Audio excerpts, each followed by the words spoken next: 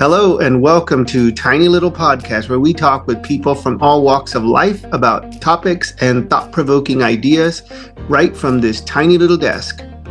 Sit back, relax, and here we go. All right, and welcome to Tiny Little Podcast. Today we have Chef Alec. Alec, welcome to the show. Hey, thanks for having me. I need to open up my little laptops, have my questions for you today. And with all our guests, all three of them, you make our fourth Tiny Little Podcast guest. We ask three questions: insights, lessons learned, and forward action. So in the spirit of Tiny Little Podcast, I've decided to have my tiny little Forky here, all things culinary. So our first question to you, let me pull out my notes. So tell us a tiny little bit about your backstory. How did you sort of refine your craft as a chef? And how did you get to where you are today, working at some of Austin's finest culinary experiences? Tell us a little bit about your story. Yeah, sure. Well, I grew up in the Dripping Springs area, kind of, high school years, graduated, went off to college, and didn't really like going to class. It really wasn't for me, like for most people or a lot of people. And so still needed to support myself, obviously, pay rent. I want to have fun still. I was 20 years old, 19. So to support that, found a quick job at, believe it or not, the same pizza restaurant that my mom worked at when she went to college in Lubbock at Texas Tech. It's called One Guy from Italy. Yes, we love that place. Well, I really ended up taking from that place in general that I didn't even realize at the time that sparked my entire chemistry of this is changing of this is just a job to this is something that I could see myself doing more than just a job, career wise, experimentally, and like the possibilities were a lot more than just supporting myself and my lifestyle. And then it became necessity quickly after that, having my first son just a year later, 2 years later. Going back home, moving to Dripping Springs, I landed up at a restaurant in the Dripping Springs area that was kind of relatively new, opening at the time, 2014. It was called Pius, and that was a Neapolitan-styled kitchen. But real quick, back to the One Guy from Italy. That place was so small, right across from campus. The amount of traffic, students, just teachers, people in general that would come into that place was insane. The prep, the chaos of service. There was, before any POS systems that we have today, it was quite literally, you take the phone, answer it, write it on a piece of paper, walk it over to Dario, the lead line cook chef guy, the guy from Italy, and he would make it, and you would just support. There was no table 22 has this. There was no tables. It was two guys in the red shirt with the whatever, they have 2 slices of cheese and a calzone. Those guys have a whole pepperoni to go. And that whole, opening up your mental bandwidth, that capacity that you didn't even think was there. It's like an addiction, chasing that whatever you call it, perfect service, or the customer quickness, the time from start to finish of a product to the customer, like the efficiency of all those things. You kind of get to see that on a little tiny scale in that pizza kitchen. It just, that pace of the night, I was craving something early like that. Skills. Very similar to how I grew up, like as a kid, my activities, what I was interested in. It was fast-paced, chaos, skateboarding, all that stuff. Then coming home, the next spot was just an even step up from there. I was actually kind of gifted into having some really incredible opportunities, being able to work from scratch baked kitchens with the Pius Neapolitan wood-fired ovens, sourdough starters, fresh pastries, really cool techniques cooking with fire that I didn't even realize, again, I was going to be taking from this job. And it quickly became the same thing. This was a restaurant that blew up in the area, lines out the entire restaurant, sold out every other night, on the weekends at least. Again, that chaos, it was addicting. You chase that really fun, hot, sweaty, fire accomplishment that you get, finishing those services next to some of your closest best friends that become your workmates throughout the years. And that kind of is what started it all. Is those two, pizza, believe it or not, right? And I always like to think of pizza as a blank canvas. You can do anything with pizza. Right now, there's a Korean man cooking a Japanese omakase pizza place in 10 courses in Chicago. Like, there's so many cool things that in any cuisine you can take down any avenue you really want. And it's really what I fell in love with at first from the pizza game. I love that. Yeah. I love that your early experiences sort of in that culinary pizza environment, but with high flame, etc., just kind of kept building up, just building upon that fire. And I'm looking at your shirt, Fluent in Fire, and we'll get to that in a little bit. But as you kind of grew into your experiences and you reflect on this culinary journey, I know you're at an amazing restaurant today, but you focused on what you called live fire experiences.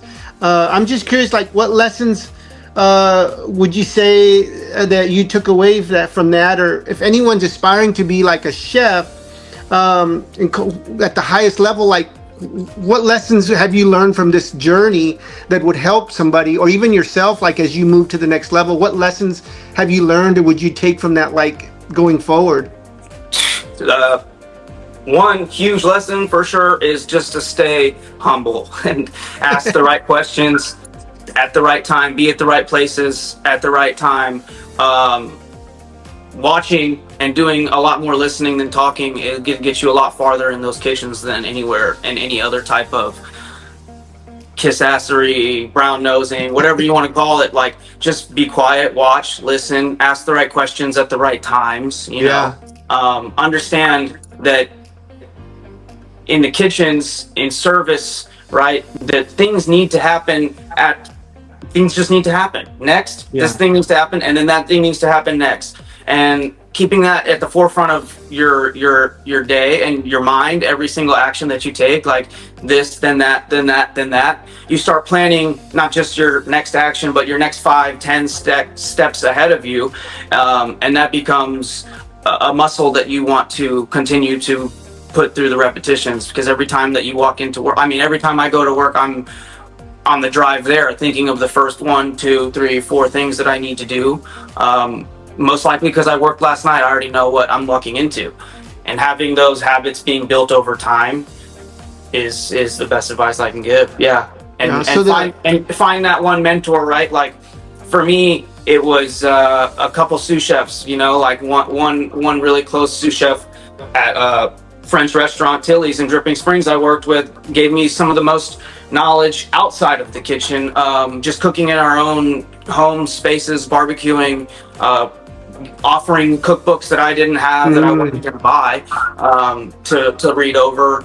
Yeah, use those excellent chef resources around you, and just stay humble. Know that even a first year cook that came from a different restaurant you didn't work at can teach your 12 years of experience even something brand new that they probably didn't learn or come up with themselves, but they learned it from another chef that you didn't have the opportunity to stand next to and watch. So stay humble and always stay open to learning at every single turn of every hour and every minute of every second in that kitchen. That's a good life lesson. It's just that grit, the grind, like being a student of the game. Like, even though you have 10, 12 years of experience, you still are always learning, and you kind of stay to those humble roots that got you to where you are today. So I love that as a lesson learned. And you know what? It's like what you were saying is, like, you can have all the training, the education, but it's like those lived experience. Like, you have to be in the trenches, and you're always learning. So I love that idea. So I appreciate you being on the show. And, you know, one of the things with our third question is this idea of forward action. So humble beginnings, grit and grind, lessons learned, but then you're obviously on a path to somewhere. So when we talk about forward actions is our last section, like, what's next for you, and what are your aspirations or steps that you're taking, like, going forward? Like, what's next on your path? Sure. So right now, currently, I'm a chef at Otoko. It's a 20-course kaiseki Japanese omakase service off South Congress, and that's helmed by Chef Yoshi Okai. And so for the last year and a half, I've been working there. And this is actually my first Japanese culinary kitchen. And I mean, I wish it would have been the first job I ever took, to be honest, because there's the technique, the skills, the flavors, the ingredients, the fish butchery, everything was like, it was like learning how to cook again at a different level. I mean, in that kitchen, Japanese kitchens in general, Yoshi's kitchen in particular, right? There's so much of a higher level of standard of excellence. It's like I kind of have this funny saying. It's like ninja cooking, right? Like everything is quiet, intentional, silent, and deadly. Like we no doors are slammed, no pots are put down hard. Like everything is quick, intentional, and I mean you couldn't even tell we're back there sometimes. It's really quiet and cool. So we're doing that, and I kind of always wanted to do private events, private dinners, and I have my business, Fluent in Fire. We talk about that too right now, but I found that obviously trending is Japanese, omakase, sushi. Yeah. It was a little bit harder to make it a steady business, just putting out the availability of, I'm a private chef, and if you'd like to hire me for a catering event, party, whatever, just remember and, please think of me. How many private chefs are offering that? Hundreds in the city, probably. Sure. So I just said, okay, well, let's capitalize and give people what they want, how they want it. What's a great night out? Japanese omakase. What's an even better night out? Not going out and having the same thing, right? So we're offering basically once a month. Fluent in Fire is doing a kaiseki omakase, 17 courses at $150 a ticket per person at a private residence, Airbnb in the Dripping Springs Hill Country area. And it's just every month, instead of having 12 of your friends get together and find your house to destroy and clean up and the headache and hosting, go out, and then hire the private chef, even that's so expensive, right? As opposed to saying, hey, let me get 6 of my friends and we each can just pay our dinner tonight. And it's just kind of been a successful model we enjoy doing a lot. The courses are kind of a Latin, Tex-Mex, and then Japanese fusion, a marriage of 2 really incredible flavors, and a lot of the techniques that I ended up cooking culinary after those first couple of restaurants, a lot of them were French, Italian, and then most recently Spanish, coastal, and Japanese, and all of those kind of really tie in great, I love that. And, just the idea of people don't want to go in those big restaurants, sit there for hours, not have that sort of quiet conversation you can have, and being out in the hill country and then having that fine dining that you would normally get at a high-end restaurant, but still have that same experience. Where can people go? Do you still have tickets left for this, or how often are you going to do it, and where do they go if they want to buy a ticket? Sure. So yeah, we do. We're going to be doing, it's called a Bonito Bonfire Homakase series. And so we're going to run this series once a month, every month until it gets too cold, and then we'll figure something else going inside, whatever we have to do. But we're basically selling tickets. We have a few seats left, I think, for the Sunday, July 6th. It'll always be on a Sunday. And you can find us at either fluentinfire.com or on Instagram at FIF Hospitality, or just follow at Alec Costilla even on Instagram. Everything goes there first.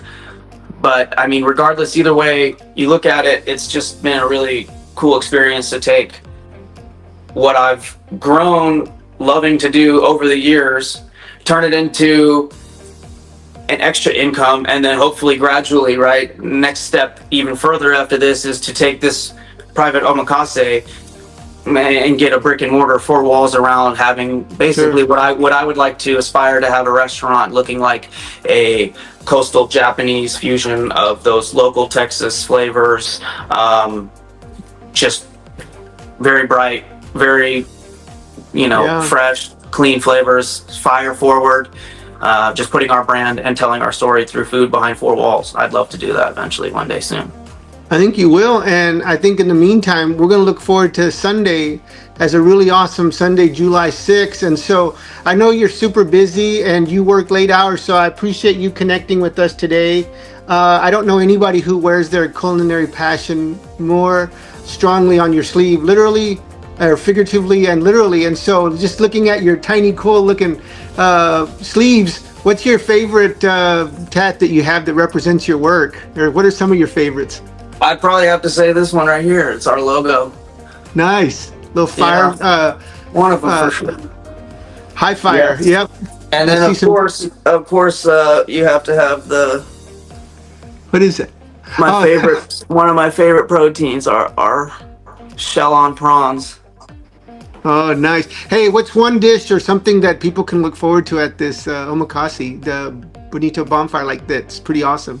In fact, actually, I'm really excited about. We have a couple of mukazukes, which are sashimi composed dishes, cold crudos.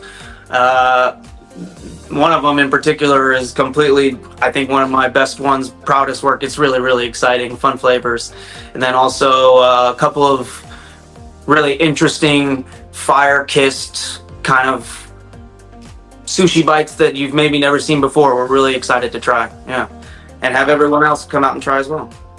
Hey, well, we're excited to see what comes next, and you are an inspiration to a lot of young chefs. And so, in the spirit of being a culinary podcast, thank you for joining us. And we're sure to see some pretty awesome, amazing stuff from you. But thank you for joining Tiny Little Podcast. We'll see you soon. Thanks for having me. Appreciate it. All right. That's all for today. Insights, lessons learned, and forward actions. If you'd like to be a guest on Tiny Little Podcast, visit our website at jocolaunch.com/TLP. Sign up to be a guest, and we look forward to seeing you. Have a great day.